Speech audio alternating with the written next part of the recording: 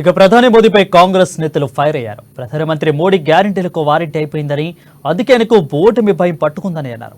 హిందూ మహిళల మంగళ్యాలను ముస్లింలు తీసుకెళ్తున్నారని మోడీ రెచ్చగొడుతున్నారని, దేశ ప్రధాని ఇంత విద్వేషాన్ని విదజల్లుతుంటే ఎన్నికల సంఘం ఎలాంటి చర్యలు తీసుకుంటుందో అని ఎదురు చూస్తున్నామని అన్నారు. దేశ మహిళలను మోదీ అవమానపరుస్తున్నారని మండిపడ్డారు. రామాయణం శ్రీరాముని యొక్క చరిత్ర ఎట్లయితే మన భూమి మీద ఉందో, అట్లాగే మహాభారతం చరిత్ర ఎట్లయితే ఉందో, అట్లాగే శ్రీకృష్ణదేవరాయలు గారి చరిత్ర ఉంది. ఆ చరిత్రలో మహానుభావుల చరిత్ర ఎట్లయితే ఉందో, మనము స్వాతంత్రం కంటే ముందు తర్వాత ఈ చరిత్రలో మనము మహాత్మా గాంధీ, నెహ్రూ, ఈ రోజు రాహుల్ గాంధీ గారి కుటుంబం యొక్క చరిత్ర, వీళ్ళది ఒక చరిత్ర, చాలా బ్రహ్మాండమైన గొప్ప చరిత్ర. జవహర్లాల్ నెహ్రూ గారిది, జవహర్లాల్ గారి యొక్క చరిత్ర స్వాతంత్రం రాకముందు మనము వారి బాల్యము, వారి స్థిరాస్తులు, వాళ్ళ దాన ధర్మాలు, దేశ స్వాతంత్రం కోసం వాళ్ళ త్యాగాలు, వాళ్ళ కష్టాలు, వాళ్ళ బాధలు, సుఖ జీవితం గడపాల్సిన శక్తి గల ఆర్థిక శక్తి ఉన్నటువంటి మహానుభావం ఉన్నటువంటి జవహర్లాల్ నెహ్రూ గారు కూడా దేశ ప్రజలు బాగుండాలి, భారతదేశ ప్రజలు బాగుండాలి, భారతదేశ ప్రజలు సుఖశాంతులతో ఉండాలి, ఈ బ్రిటిష్ పాలన పోవాలి, ప్రజాస్వామ్య. భారతదేశ చరిత్రలో ఓట్ల కోసం ఇంత దిగజారిన ప్రధానమంత్రి, మోడీలా దిగజారిన ప్రధానమంత్రిని ఇంతవరకు చూడలేదు. మొదటి దశ ఎన్నికలు మొన్న 19వ తారీఖు నాడు జరిగినాయి. మొదటి దశ ఎన్నికలలో వచ్చిన రాబోయే ఫలితాల గురించి అవి బీజేపీకి అనుకూలంగా ఉండటం లేదని తెలిసిన మోడీ ప్రధానమంత్రి పదవి యొక్క గౌరవాన్ని కూడా దిగజార్చి నిన్న రాజస్థాన్ లో జరిగినటువంటి ఎన్నికల సభలో మాట్లాడటం జరిగింది. బహుశా మీరందరూ వాక్యాలు చూడొచ్చు, అయినా కానీ మీకు ఒకసారి మళ్ళీ कि देश की संपत्ति पर पहला अधिकार सलमान का, इसका मतलब ये संपत्ति इकट्ठी करके किसको बांटेंगे? जिनके ज्यादा बच्चे हैं उनको बांटेंगे,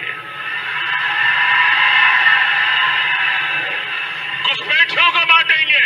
क्या आपकी मेहनत की कमाई का पैसा घुसपैठियों को दिया जाएगा? आपको मंजूर है?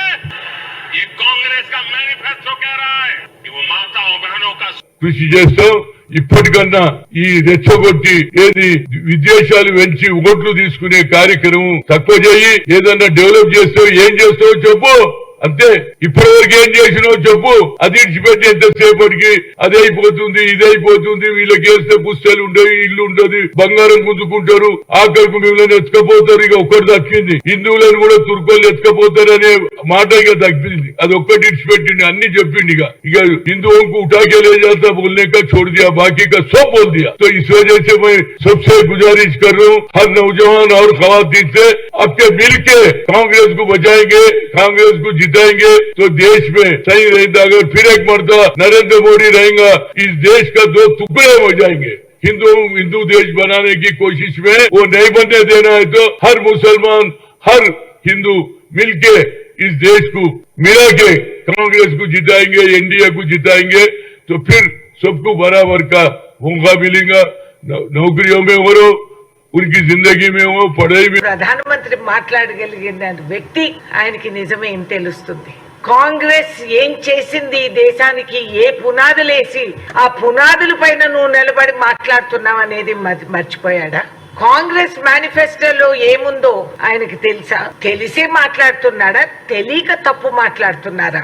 నేను ఆయనని డైరెక్ట్ సవాల్ చేస్తున్నాను. మీరేమన్నారు? పేదవాడికి నేను ఇస్తాను, 15 లక్షలు తెస్తాను, దేశాన్ని దోసుకున్నోళ్ళని వాపస్ తీసుకొస్తాం, 16,00,000 కోట్ల రూపాయలు నువ్వు కేవలం నీ స్నేహితులు బిజినెస్ మెన్ది నువ్వు తుడిచివేశావు. ఇవాళ రోజు ఆ డబ్బులతో భారతదేశ వ్యాప్తంగా మీరు